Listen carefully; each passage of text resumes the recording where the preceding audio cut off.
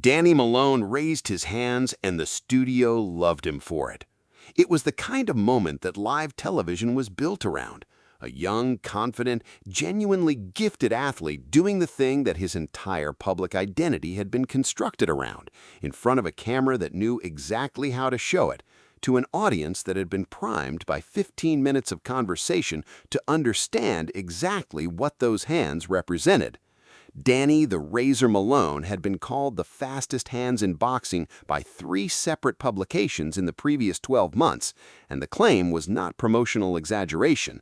It was a measured, technical assessment made by people who watched hands for a living and had seen nothing in their collective experience that moved the way Danny Malone's hands moved. He raised them. The studio audience responded immediately with the specific, enthusiastic noise of people being shown something they already believed in and are glad to see confirmed. Then he looked across the set at Bruce Lee and said something that he would spend the next several years wishing he had thought more carefully about before saying. He said, "What could this little man do against these?" The studio laughed. 6 words later, nobody was laughing.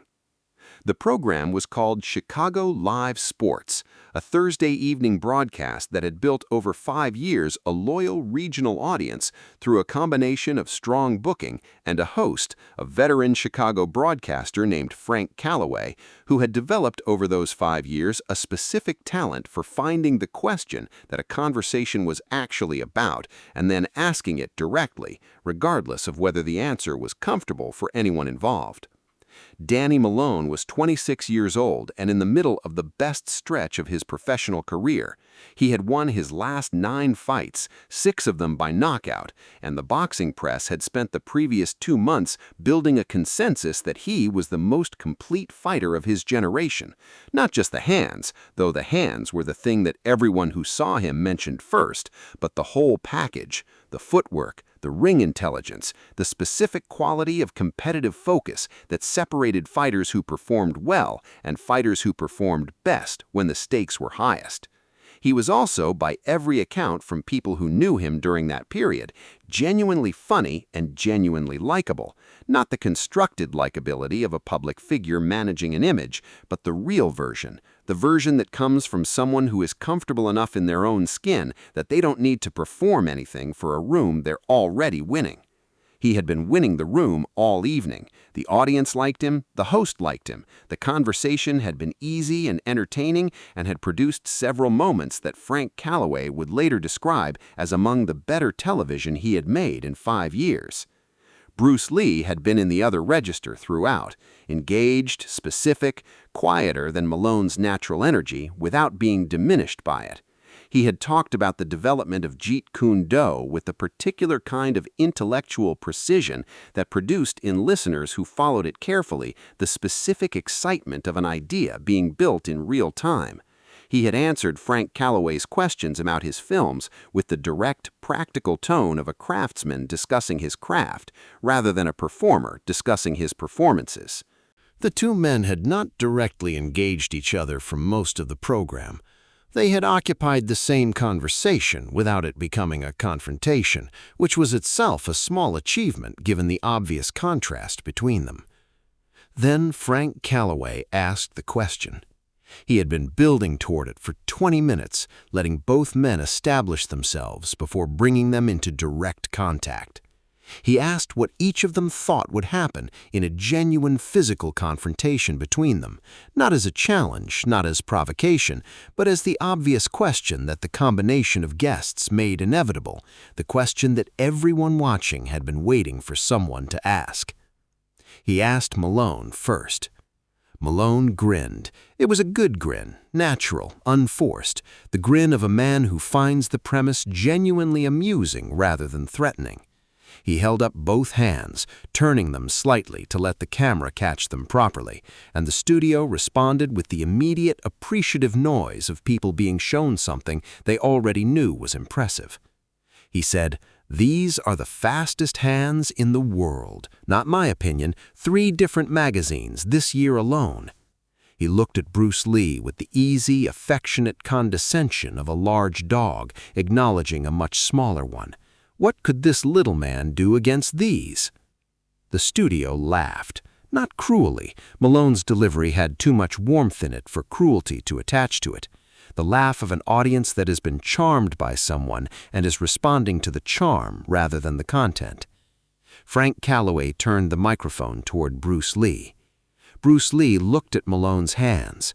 He looked at them with the specific, assessing quality of someone examining something they are genuinely interested in, not socially, not as a performance of interest, but with the actual technical interest of a practitioner who has spent 30 years thinking about what hands can and can't do. Then he looked at Malone. He said 6 words. He said, "May I see them move?" The studio took a moment to process this. It was not the response the room had been expecting, not the self-deprecating joke, not the polite deflection, not the competitive challenge that would have been the conventional register for the situation. It was something else. A request, specific and direct, and in its specificity considerably more interesting than anything conventional would have been. Malone looked at him. He said, "What?" Bruce Lee said, "Your hands. May I see them move?" At full speed. The studio was quiet in a way it hadn't been for the previous 20 minutes. Not the silence of tension, the silence of a room that has just had something unexpected happen and is waiting to understand what it means. Malone looked at Frank Calloway. Frank Calloway looked at his notes and then at his 2 guests and made the correct decision, which was to put his notes face down on the desk and sit back in his chair. Malone looked back at Bruce Lee. He was still smiling, but the smile had changed slightly. It had acquired a quality of genuine curiosity that the easier, more theatrical smile of the previous exchange hadn't contained. He said, "All right." He threw a jab, a real one, not a demonstration jab, not a slowed-down version for television, but the actual thing, thrown at the speed that 3 publications had correctly identified as exceptional. It was fast, in the way that genuinely fast things are fast, not just quickly moving, but arriving at its destination before the observer's prediction of its trajectory had fully formed. It arrived where Bruce Lee's head had been. Bruce Lee's head was no longer there. It had moved 2 inches, less, in a direction that the jab's commitment had not accounted for. Not a dramatic dodge, not a theatrical slip. A minimal, precise absence, executed with such economy that several people in the studio didn't register it as movement at all, and assumed for a half-second that the punch had somehow missed its target without anyone having moved. The studio made a sound. Malone threw again, faster, adjusting the angle. His adjustment was genuine, the real-time calibration of a serious professional who has just encountered unexpected information and is applying his full intelligence to it. His second punch was better than his first. It was also fast in a way that exceeded most fighters' ability to respond. Bruce Lee wasn't there for that one either. The studio sound deepened. Something was happening that the audience was trying to classify, and the classification was taking longer than usual because none of the available categories quite fit. Malone stopped. He stood still for a moment, looking at Bruce Lee with an expression that had traveled some distance from the easy confidence he had walked onto the set with. Not shaken, he was too experienced for a single unexpected exchange to shake him, but recalibrated. Visibly, genuinely recalibrated. He said, "How are you doing that?" It was the same question in different words that the evening's exchanges kept producing. The question of people who have spent their professional lives developing capability in one direction, encountering something that moved in a direction they hadn't mapped. Bruce Lee told him. He said that speed, at the level Malone was operating at, was genuinely exceptional. He said the hands were everything 3 publications said they were. He said the problem, from his perspective, wasn't the speed of the hands, it was what happened before the hands. He said that every committed punch, regardless of how fast it traveled from the moment it began with information, weight shift, shoulder load, a fractional change in breathing. The punch was fast, the information that preceded the punch was not. He said, "The hands I can deal with. It's the moment before the hands I'm reading." Malone was quiet for a long moment. He was processing something, the specific, effortful processing of a serious practitioner receiving information that rewrites a premise he had not previously examined. He had spent his entire career working to make his hands faster because faster hands arrived before defenses could form. He had never seriously considered the possibility that someone could be reading the information that preceded the speed, rather than responding to the speed itself, because that possibility had never been made available to him before. He said, "You're telling me speed doesn't matter." Bruce Lee said, "I'm telling you speed is the last thing I'm thinking about." The silence that followed was the most complete of the evening. Frank Calloway, who had been sitting in his chair at the edge of the conversation for the previous 15 minutes in a state that he later described as professional suspension, the state of a journalist who has recognized that he is witnessing something and has the good sense to stop trying to manage it, picked up his microphone for the first time since the demonstration had begun. He asked Malone what he had just learned. Malone took his time answering. He looked at his hands, which he had raised 20 minutes earlier to the roar of a studio audience, and he looked at them with a different quality of attention than the one he had raised them with. He said, "I learned that I've been the fastest thing in every room I've walked into for 10 years, and I learned tonight that being the fastest thing in the room isn't the same thing as being unreadable." He paused. He said, "Those are different problems." Frank Calloway asked Bruce Lee if he agreed. Bruce Lee said yes. He said that speed was a genuine and significant advantage. He said he was not suggesting otherwise. He said that what he was suggesting was that speed was a solution to one problem, and that the problem he had been working on for 30 years was a different problem.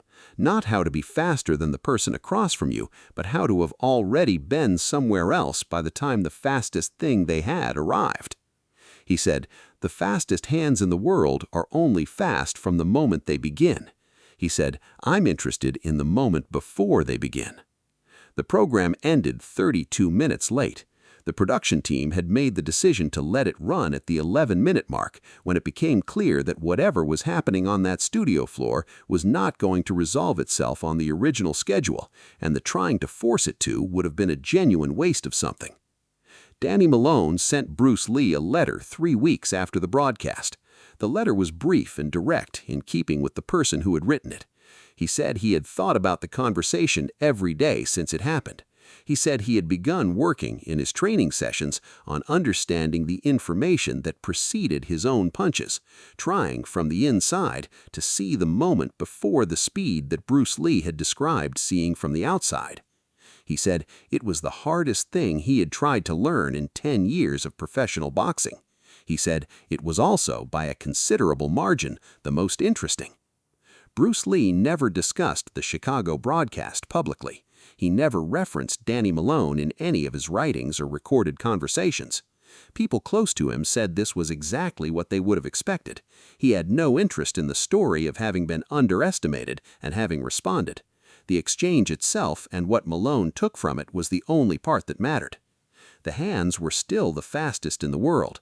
3 publications still said so, and Danny Malone continued to win fights with them for another 7 years. But people who watched him in the years after that Thursday evening in Chicago said he was different in a way that was difficult to describe precisely. Something in the quality of his stillness before the bell. Something in the specific, interior focus he brought to the period just before engagement, as if he was paying attention to something that most fighters in that moment were not paying attention to. He never explained the change publicly. He didn't need to. 6 words had started something that his own hands, in all their speed, had spent 7 more years quietly finishing.